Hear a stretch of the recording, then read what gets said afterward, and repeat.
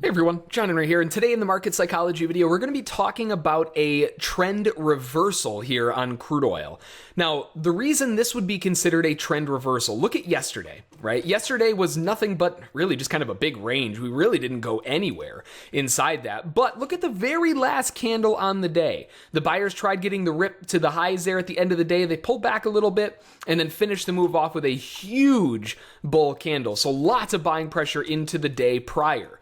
And then we open up today with a big old gap down completely underneath all of yesterday's movement. That's not what buyers from yesterday want to see. And that's going to cause them to either one of two things: exit with a big loss, or they're going to scale in trying to get the drive back up so they can maybe get out at break even if they're lucky. And those are going to be the two camps when you're talking about trading this type of open. So initially, there is going to be a run lower on this type of morning because all of them are just going to be getting stopped out. They're going to see that open, they're down $1 on the move, 100 ticks. They're going to close the position and just take the lump. So you get an initial drive lower. That means that selling right in the open there allows you to get a move back to the downside. But when you start seeing that move dry up, right? Sellers are taking in, the wick on the bottom is getting pretty extreme. They try selling any pullbacks and they don't get any continuation. We get a move up, they try selling it and they fail and they go into a doji. That's not the follow through that sellers want to see. They give it another shot and then it ends up being just a hugely bullish candle closing right on its highs. That's the opposite of what they want to see. And that means that buyers are scaling in, trying to get out at their break-even point, which is going to be way up there. So that is a nice buy to get that move going from the bottom. It turns up and gets that drive at least back to the moving average before you start seeing some selling pressure again.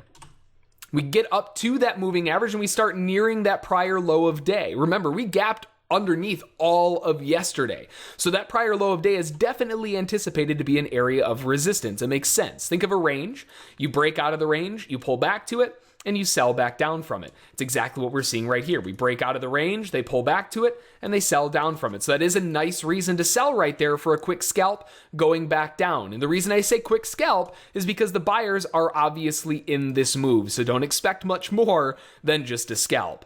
The buyers try to take back the move, but look at all the wick on the highs here. Very, very weak movement. Looks like they need a little bit more juice behind the steering wheel to get this thing going, and that usually means a trap.